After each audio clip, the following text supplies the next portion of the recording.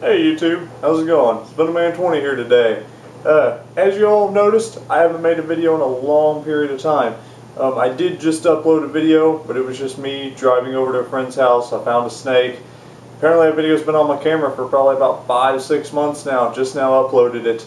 So I'm kind of behind on times, haven't got a lot of questions answered. If you have a very urgent question, go to my Facebook page, Man20, leave me a message. I will get back to you pretty much instantly because I can get on there on my phone. My computer's down, so uploading videos is very difficult. But I just got back from the St. Louis Reptile Show. Got quite a few new and cool, exciting things. Most of my videos, I work with some very interesting animals. I've been working with venomous snakes for right at like 10 years now. I've been working with crocodilians for like 7, 8, something like that. Been working with large constrictors. You know, none of those really make good pets. You can't even classify them as pets. I mean, they're zoological animals or rescues, period. You know, if you've been studying reptiles for quite a while, you can safely keep those animals. But for a pet, for an animal that you can hold, play with, touch, caress, those are not it. I mean, you know, there's a lot of really cool reptiles that you can get that do make great pets, and this video is about them. With that being said, I went to the St. Louis Reptile Show. They had little alligators there for sale. I mean, you know, tiny little guys. They're adorable. I seen the guy trying to sell it to like a soccer mom and a little kid. It's like, are you serious? I mean, this is an animal that's going to get 10 foot long. You know, sharp teeth. The guy's like, they're calmer than monitor lizards. Okay, even if that is true. I mean, they are pretty calm as far as reptiles. I mean, all things considering. Is this person going to have it for the full 100 years of life? I mean, you know, is it going to be cared for properly? Do they have the enclosure that big? Not only that, have you ever heard of a monitor lizard death rolling anybody and breaking their arm in 31 places? I have a friend, Anthony, that happened with an alligator. They're not evil creatures. He messed up handling wise. The animal's afraid for its life and it defended itself.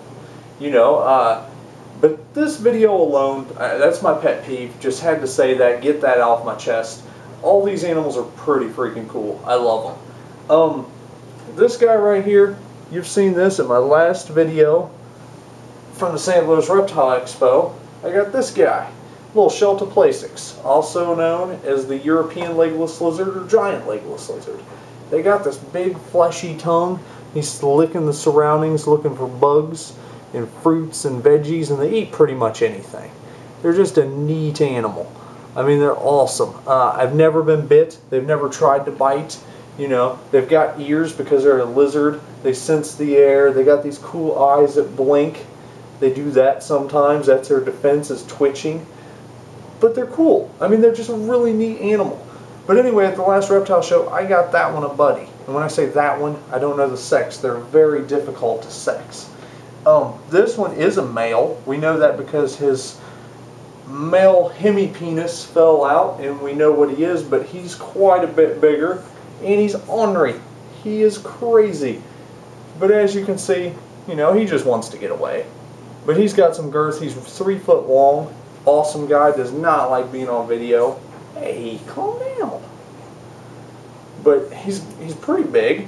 As you can see there, he hit my hand. Well, you didn't see because I had it too low. But he hit my hand. He's not trying to bite. He's just going nuts trying to get away. But unlike most legless lizards, those guys don't break in half. A lot of legless lizards, you know, they're called glass lizards. They'll actually break in half because they'll lose their tail. And their tail's the biggest chunk of their body. So, you know, those are kind of hard to keep, but these guys are really easy. They have a huge geographic range. They go from tropical wet to all the way to arid climates. So, you know, they're not a lizard that has to have certain lighting. You know, I believe that UVB, UVA lighting is great for all animals.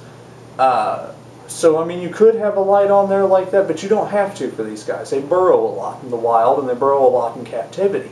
So, you know, good substrate, nothing too wet, nothing too damp, because it will kind of create a fungus on them. Give them a water dish big enough to soak in, even though they never soak. That's just a good rule of thumb in my opinion. Give them a large enough cage. Right now I got them set a 40-gallon breeder. Since I got 2 and I'm working on getting 3, 4, 5, 6, hopefully a large colony. They've never been bred in captivity. As far as I know, I've never heard of them being bred. I know a lot of people trying, and I kind of want to get in there and try too.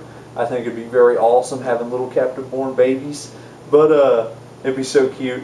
But anyway, you know, I'm going to have to get them a bigger cage. They need a bigger cage now. I'm thinking about, you know, like taking a 180-gallon stock tank and decking it out. I will show you the cage that they're in right now over here off to my side in the next video. We'll be uploading in maybe today, maybe a couple days from now, a feeding video. Watching them eat is the best part of owning them because it's adorable. They're a lot like a snake, but they're not nearly as graceful, so it makes for some entertainment. But anyway, they're great pets. You know, there ain't much that you can do wrong. You know, temperature ain't a huge issue. Feeding, they'll eat about anything, fruits, veggies, or a good rounded diet would be wonderful. This guy I don't even have in a cage yet.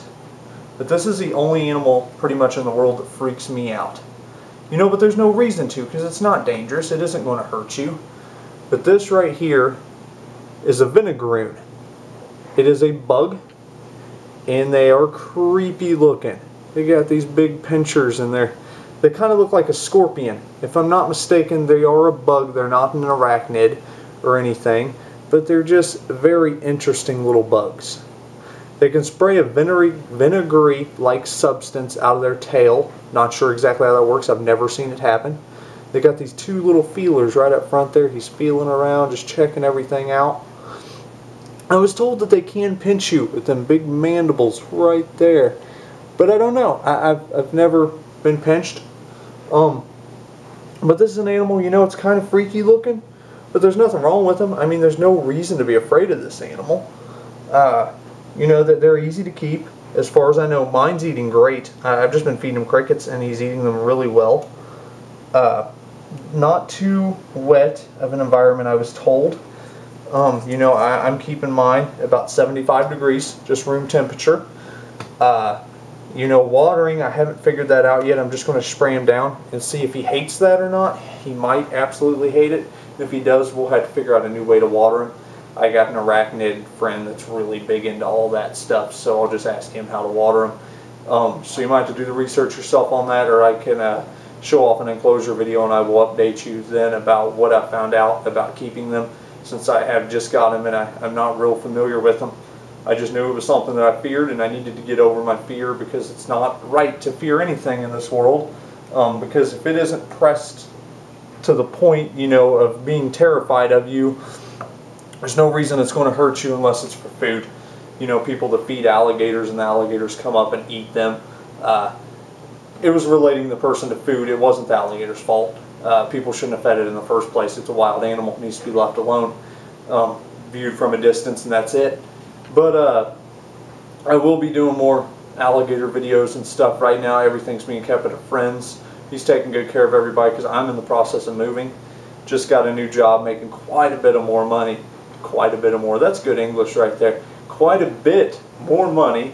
So I do have the finances to get some stuff going. People have been asking about Paradise. I'm still trying to get some type of outfit going. Not exactly sure what I'm going to go with.